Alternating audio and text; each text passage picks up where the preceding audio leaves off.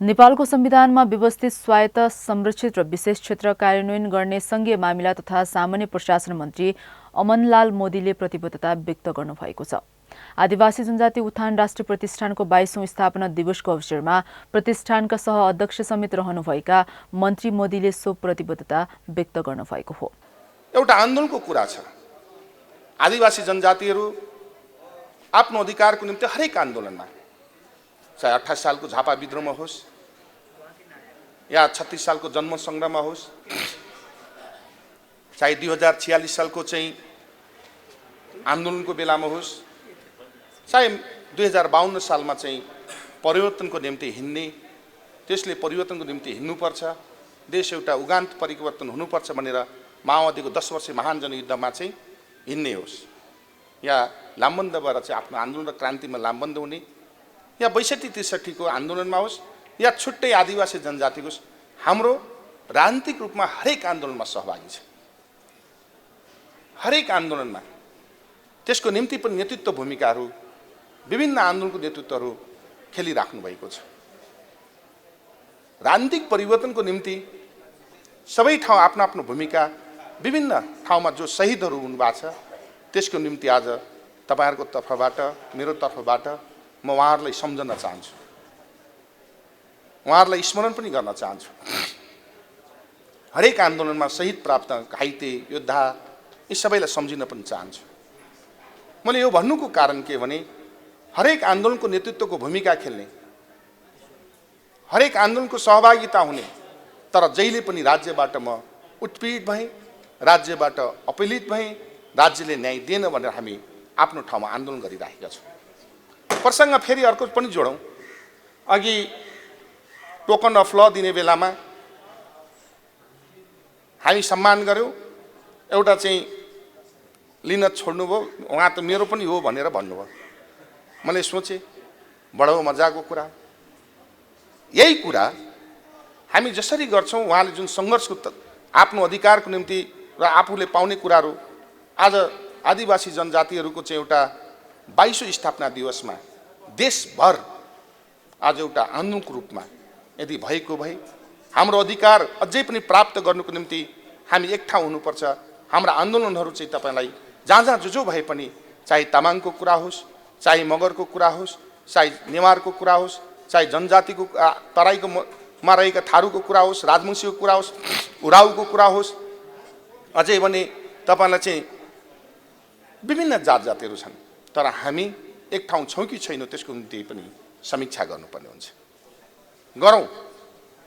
म 70 सालको संविधान सभा सदस्य थिएँ, अहिलेको उपाध्यक्षज्यू हामी सँगै संविधान सभा सदस्य थियौँ। म त त्यसै पनि माओवादी आन्दोलनमा लागेको पात्र। क्रान्तिमा हिँडेको जतिखेर अङ्गुरको दाना के हो र बकैनाको दाना के हो छुट्याउन नजान्दा माओवादीमा लागेको सानो उमेरमा हामी। क्रान्तिको सिलसिलामा म त आफ्नो जीवनमा 2.5 वर्ष जेल जीवन बिताएँ। नितान्त मेरो कुनै व्यक्तिगत लोभ र लालच थिएन। कुनै किसिमको तपाईलाई चाहिँ केही प्राप्त गर्छु र भोलिका दिनमा म मन्त्री हुन्छु भनेर पनि सोचेको थिइनँ। अझै भन्नुपर्दा म 3 चोटि लगातार सांसद छु। 70 छु, 74 छु, 79 मा छु। त्यसमध्येमा पनि यो सवालमा म 70 मा गएर सांसद हुन्छु, 74 मा गएर सांसद हुन्छु, 79 मा फेरि चुनाव जितेर मन्त्री बन्छु भने त्यस्तो सपना थिएन। सपना एउटै थियो कि यहाँको उत्पीडित जातिहरू, उत्पीडित वर्गहरू जो राज्यबाट अन्याय परेका छन्, उहाँहरूको अधिकारको निम्ति हामी आफ्नो ठाउँबाट भूमिका खेल्नुपर्छ र त्यो आन्दोलनमा लामबन्द भएका छौँ। मैले यो कुरा भन्नुको कारण के भने आज हामी ललितपुरमा एउटा चाहिँ कार्यक्रम गर्दैछौँ। त्यसमध्येमा पनि आदिवासी जनजातिको आयोगको अध्यक्ष पनि आउनुभएको छ, महासङ्घको अध्यक्ष पनि आउनुभएको छ, विभिन्न अगुवा नेता साथीहरू पनि आउनुभएको छ। म स्मरण गर्न चाहन्छु विभिन्न आन्दोलन मध्येमा जब संविधान निर्माणको पिक आवर भयो त्यतिखेर विभिन्न ककसहरू पनि थिए। मैले जोड्नुको कारण के हो भने तपाईहरुलाई सुनाउनु पर्छ। त्यो ककस आफ्नो ठाउँबाट के भूमिका खेल्यो म अर्को पार्टीहरूको बारेमा मैले व्याख्या गर्न चाहन्न। फेरि रिसाउनु होला, कयौँ राजनीतिक दलका साथीहरू हुन्छ, माओवादी लाग्यो, एमाले चाहिँ त्यो ककसमा लागेन भनेर अहिले म भन्ने पक्षमा छुइनँ, त्यो भन्दिनँ। किन भन्नु, उहाँहरू पनि एउटा आन्दोलनको मनमा छ, तर व्यवहारमा विभिन्न कारणले उहाँहरू सक्नुभयो सक्नु भएन। तर एउटा कुरा के भने हामी थारूहरू, म आफै नेतृत्वकर्ता थिएँ, थारू आन्दोलनको रूपमा हामी नेतृत्व गरौँ, म त्यतिखेरको प्रवक्ता थिएँ। संविधान सभामा बहुत सङ्घर्ष गरेर म त्यतिखेरको मस्यौदा समितिमा थिएँ र देशभरि आन्दोलनको रूपमा चाहिँ हामी उठान गऱ्यौँ। यसको सङ्घर्षको रूपमा यसको अर्थ आदिवासीबाट हामी मुक्त भयौँ भन्ने होइन, आमा बुवाबाट छोराहरू कहिलेकाहीँ छुट्टिने बित्तिकै बाउबाट जन्मेको होइन भन्ने होइन। हामी आदिवासी नै हौँ, जनजाति नै हौँ, तर राज्यबाट हामी अलग रूपमा कि हामी नेवारहरू साथीसँग प्रतिस्पर्धा गर्ने स्थिति भएन, मगर साथीहरूसँग हामी प्रतिस्पर्धा गर्ने कुरा भएन, राई र लिम्बूसँग प्रतिस्पर्धा लोकसभामा हुन्छ या हरेक ठाउँमा त्यो प्रतिस्पर्धै गर्ने स्थिति भयो। हाम्रो एजेन्डा पनि थियो, हामी देशको पूर्ण समानुपातित हुनुपर्छ भनेर हाम्रो एजेन्डा त छँदैछ। त्यसमध्येमा बहुत सङ्घर्ष गरेर त्यतिखेर मैले नै महत्त्वपूर्ण भूमिका खेलेर थारूलाई अलग क्लस्टर बनायो, थारू आयोग पनि बनायो र त्यसको निम्ति पनि तपाईँहरू विभिन्न जाति, मैले भनेको यसको अर्थ के हो भने मगर, तामाङ, नेवार विभिन्न हामी 100 कतिवटा जाति मध्येमा अहिले चाहिँ सूचीकृत तपाईँलाई 59 जाति छन्। त्यसमध्येमा धेरै जातिहरू हाम्रै मन्त्रालयसँग जोडिएका छन्। अस्ति त एउटा चाहिँ क्याबिनेटबाट राणा थारूको अलग भयो, त्यस्तै कुलुङ राईको कुरा छ, अझै हाम्रोतिरको चाहिँ तपाईँ अझै जानु भने सन्थाल जातिको पनि छ, मुडियारीहरूको पनि छ, खवासहरू पनि भनिरहेका छन्। म त जातीय कुरामा अलिकति यसो धेरै त जान्दिनँ, म विज्ञ त होइन, त्यही पनि त्यो आन्दोलनमा सहभागी भएको कारणले केही छ। त्यस्तो अझै पनि 19 देखि 20वटा जाति हामीले अझै पनि सूचीकृत भएन भनेर एकातिर आन्दोलन गरिराख्नु भएको छ। उहाँले आदिवासीको अधिकारका लागि र समानुपातिक प्रतिनिधित्व हुनुपर्ने आफ्नो धारणा सुनाउँदै यसका लागि सडकबाटै दबावमूलक आन्दोलन गर्न आदिवासी समुदायलाई आह्वान गर्नुभयो। स्थापना दिवसकै अवसरमा प्रतिष्ठानबाट प्रकाशित 19वटा पुस्तकको पनि मन्त्री मोदीले विमोचन गर्नुभएको थियो। प्रतिष्ठानले 5 आदिवासी जनजातिहरूको जातीय चिनारी लगायत विभिन्न भाषा सम्बन्धी पुस्तक प्रकाशन गरेको छ। पुस्तक विमोचनसँगै प्रतिष्ठानले लामो समयदेखि प्रतिष्ठानमा योगदान दिँदै आउनुभएका शाखा अधिकृत जगत गुरुङ र सहायक कर्मचारी कमला राईलाई सम्मान गर्नुभएको थियो। सो अवसरमा आयोजित कार्यक्रममा बोल्नुहुँदै आदिवासी जनजाति आयोगका अध्यक्ष रामबहादुर थापा मगरले आदिवासी जनजातिहरूको लामो आन्दोलनले गर्दा आदिवासी जनजाति उत्थान प्रतिष्ठान र आदिवासी जनजाति आयोगहरू प्राप्त भएको बताउनुभयो। जुन प्रजातन्त्र भन्छ त्यो कालभन्दा धेरै पहिलादेखि चाहिँ आदिवासी जनजातिहरूको समताको सङ्घर्ष र आदिवासी जनजातिहरूले चाहिँ उत्पीडनको विरुद्ध सङ्घर्ष चाहिँ गरिआएको हामीले इतिहास पाउँछौँ। त्यस पछाडि 7 साल पछाडि चाहिँ धेरै नै, विशेष गरी 7 साल पछाडि आदिवासी जनजातिहरूको भाषा, धर्म, संस्कृति, पहिचानहरू चाहिँ संरक्षण गर्नुपर्छ भन्ने चाहिँ आदिवासी जनजाति समाजको धारणा। तर 7 सालको क्रान्ति पछाडि पनि त्यो चाहिँ भएन। पहिलो कुरा त 7 सालदेखि अन्तरिम विधान हुँदै अन्तरिम संविधान जारी हुँदै 15 सालमा चाहिँ आएर संसदै विघटन भयो जनप्रतिनिधिको। त्यसले चाहिँ यतापट्टि धेरै असरहरू गर्यो। मलाई अलिअलि थाहा छ, त्यतिखेर चाहिँ यो 42-43 साल अथवा 46 सालभन्दा अगाडि एकदम निरङ्कुश चाहिँ राज्य सत्ता थियो पञ्चायतको। हामी स्कुलमा पढ्दाखेरि यो त्यतिखेरको राजाले चाहिँ 5 विकास क्षेत्रमा भ्रमण हुँदो रहेछ सधैँभरि। त्यतिखेर चाहिँ हरेक विकास क्षेत्रमा जाँदाखेरि मैले मेरो उदयपुरमा देखेका थिएँ। त्यतिखेर चाहिँ हामीलाई पनि नारा लाउन चाहिँ लान्थे। हाम्रो राजा हाम्रो देश प्राणभन्दा प्यारो छ, हाम्रो एउटा भाषा एउटा भेष भन्ने। त्यतिखेर त हामीले पनि लाइयो नारा। तर पछाडि जब 46 सालको आन्दोलन पछाडि हामी एउटा राजनैतिक जातीय पहिचानको आन्दोलन चाहिँ भयो, त्यस पछाडि के देखियो भने त्यही नाराले होइन हाम्रो राजा हाम्रो देश अथवा एउटा देश एउटा राजा एउटा भाषा एउटा भेष, त्यसैले चाहिँ हाम्रो आदिवासी जनजातिहरूको सबै पहिचानहरू चाहिँ सखा पारेको रहेछ भन्ने पछाडि थाहा भयो। त्यस कारणले त्यस पछाडि 46 सालमा जब 46 सालको बहुदल स्थापनाको लागि आन्दोलन सफल भयो, त्यस पछाडि चाहिँ आदिवासी जनजातिहरूको ठुलो एउटा सङ्घर्ष, उनीहरूको माग, आदिवासी जनजातिहरूको चाहिँ एउटा ठुलो माग चाहिँ तेर्सियो। त्यसमा के थियो भने विशेषतः यो जनजातिका अन्य भाषा संस्कृति भन्दा पनि धार्मिक मुद्दा चाहिँ एकदम प्रष्ट रूपमा थियो र त्यो चाहिँ धर्मनिरपेक्ष हुनुपर्छ भन्ने थियो।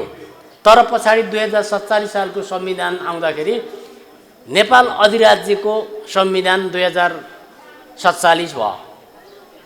त्यसले के गर्यो त भन्दाखेरि जनजातिहरूले आदिवासी जनजातिहरूले खोजेको भाषिक धार्मिक स्वतन्त्रता भएन, त कहीँ न कहीँ चाहिँ अङ्कुश लाउने भयो। तपसिलमा हरेकले चाहिँ आफ्नो भाषा धर्म मान्नेछन् भने, तर त्यो चाहिँ पछाडि हामीले कतिखेर देख्यौँ भने 58 सालमा जब तपाईँको चाहिँ ज्ञानेन्द्रले त्यतिखेर चाहिँ आफ्नो शासन सत्ता हातमा लिए, त्यतिखेर फेरि चाहिँ चरमचुलीमा दमनहरू भयो। त्यस कारणले यस्तो खालको आन्दोलनहरू हुँदै हुँदै आएपछि बल्ल हामीले 62-63 पछाडि चाहिँ अन्तरिम संविधानमै होइन तपाईँको चाहिँ त्यो हिन्दू अधिराज्य भने हट्यो। त्यस पछाडि धेरै आन्दोलन, धेरै विमर्शहरू, धेरै छलफल पछाडि 2072 को संविधानमा चाहिँ त्यो हट्यो। त्यस कारणले अहिले हामी एक किसिमले व्यावहारिक रूपमा नभए पनि संवैधानिक रूपमा धर्मनिरपेक्ष राज्यको चाहिँ हामी जनता अथवा हामी चाहिँ सार्वभौम जनता भइया छ। त्यो भएको हुनाले यो अवस्थामा यहाँहरू सबैलाई म हार्दिक शुभकामना व्यक्त गर्न चाहन्छु कि हामी सबैको एकदम ठुलो प्रतिबद्धता, लामो सङ्घर्षबाट चाहिँ आएको। तर अब पछाडि जब 62-63 को आन्दोलन भयो, त्यतिखेर संविधान बनाउनको लागि जाने भइयो। आदिवासी जनजाति महासङ्घ र सरकार बिच चाहिँ 20 बुँदे सहमति भयो। त्यस पछाडि गइयो। त्यतिखेर धेरै आदिवासी जनजातिहरू चाहिँ संविधान सभामा थिए। त्यहाँ 36% भन्दा बढी चाहिँ आदिवासी जनजातिहरूको रिप्रेजेन्टेसन अथवा प्रतिनिधित्व थियो। यो पछाडि त्यो हराउँदै गयो, कम हुँदै गयो। यसपालि मैले हेरेँ आदिवासी जनजातिहरू कति छन् त यो रिप्रेजेन्टेसन अथवा प्रतिनिधि सभामा भनेर। त्यो हेर्दाखेरि के देखियो भने मैले के भन्थेँ भने अघि हाम्रो जनजाति महासङ्घको अध्यक्षले पनि भनिसक्नु भएको 84 जना आदिवासी जनजातिहरू 30.5 अर्थात् यस्तै प्रतिशत चाहिँ छ। हाम्रो अहिले 68 सालको जनगणना अनुसार 35.81% चाहिँ आदिवासी जनजातिहरू छ। तर यो 5.5% अझै पुगेको छैन। सो अवसरमा प्रतिष्ठानका उपाध्यक्ष गोकुल प्रसाद घरतीले प्रतिष्ठानको गतिविधि सम्बन्धी जानकारी दिनुभएको थियो। उहाँले प्रधानमन्त्री अध्यक्ष रहने प्रतिष्ठानको अहिलेसम्म पनि आफ्नो निजी भवन समेत नभएको र आदिवासी जनजाति प्रतिष्ठान हेपाइमा परेको हो कि भन्ने महसुस गरेको बताउनुभयो। आदिवासी जनजाति उठान राष्ट्रिय प्रतिष्ठान आजभन्दा 22 वर्ष पहिले स्थापना भएको थियो र यो प्रतिष्ठान ऐन 2058 सालमा बनिसकेपछि आदिवासी जनजाति उठान राष्ट्रिय प्रतिष्ठान स्थापना भएको हो र यो ऐनद्वारा स्थापित संस्था वास्तवमा नेपालका आदिवासी जनजातिहरूको समग्र उत्थान, विकास र नेपालका आदिवासी जनजातिहरूलाई राष्ट्रिय जीवनको मूल प्रवाहीकरण गर्दै नेपाल खास गरिकन चाहिँ समतामूलक समाज निर्माण गर्नका निम्ति योगदान गर्ने उद्देश्यका साथ यो आदिवासी जनजाति उठान राष्ट्रिय प्रतिष्ठान स्थापना भएको हो र यसको समर्थनाका सन्दर्भमा माननीय मन्त्रीज्यू पनि जानकार नै हुनुहुन्छ। मात्रै म उहाँलाई के निवेदन गर्न चाहन्छु भने यो आदिवासी जनजाति उठान राष्ट्रिय प्रतिष्ठान ऐनमा चाहिँ आदिवासी जनजातिहरूको सभा भनौँ अथवा यो चाहिँ तपाईँको गभर्निङ काउन्सिल भन्ने अथवा चाहिँ सञ्चालक परिषद भन्ने एउटा व्यवस्था छ। यसले चाहिँ यो प्रतिष्ठानको समग्र नीति निर्माणदेखि लिएर कार्यक्रम तर्जुमा गर्ने, कार्यान्वयन गर्ने र त्यसको समीक्षा गर्दै फर्दर कसरी अगाडि बढ्ने भन्ने सन्दर्भमा यसको भूमिका महत्त्वपूर्ण हुन्छ। र प्रतिष्ठानको सञ्चालक परिषदको अध्यक्ष चाहिँ सम्माननीय प्रधानमन्त्री हुने व्यवस्था छ।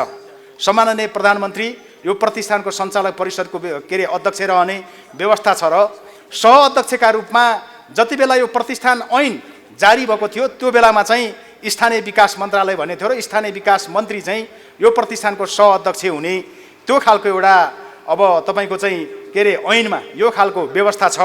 र यो कार्यकारी अधिकार सहितको खास गरिकन चाहिँ दैनन्दिनका कामहरू सम्पादन गर्ने गरी तपाईँको चाहिँ यहाँ कार्यकारी समिति छ। त्यो चाहिँ प्रतिष्ठानको सञ्चालक परिषदको उपाध्यक्ष नै त्यो कार्यकारिणी समितिको अध्यक्ष रहने यस खालको व्यवस्था यो ऐनमा रहेको छ।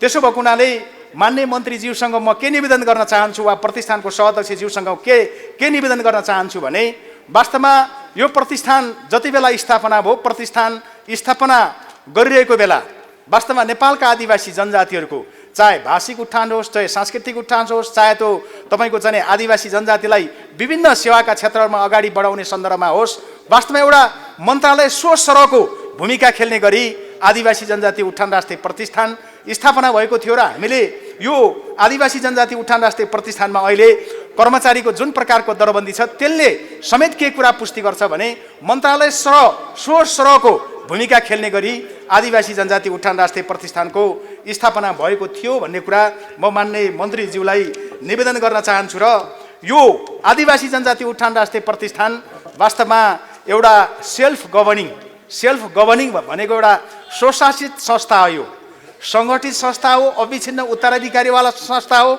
र यो सेल्फ गभर्निङ यो खालको एउटा स्वायत्त तपाईँको चाहिँ एउटा संरचना भएको संस्था हो। त्यसो भएर यसको जे स्वायत्तता छ, यसको जे तपाईँको चाहिँ यो सेल्फ गभर्निङ तपाईँको जुन संस्था छ, यसको मूल जुन स्पिरिट हो नि हो त्यो स्पिरिटलाई मर्न नदिएर वास्तवमा माननीय मन्त्रीज्यूले आफ्नो कार्यकालमा यो प्रतिष्ठानको सहअध्यक्षका हिसाबले महत्त्वपूर्ण भूमिका खेल्नुहुनेछ भन्ने विश्वास आशा म व्यक्त गर्न चाहन्छु। कार्यक्रममा बोल्नुहुँदै नेपाल आदिवासी जनजाति महासङ्घका अध्यक्ष गेल्जे शेर्पाले राज्यले आदिवासी जनजातिलाई विभिन्न क्षेत्रबाट दमन गर्न खोजेको आरोप लगाउनुभयो। राज्यले आदिवासी जनजातिको नाममा प्रतिष्ठान र आयोगलाई सीमित बजेट मात्र छुट्याउने गरेको गुनासो गर्नुभयो।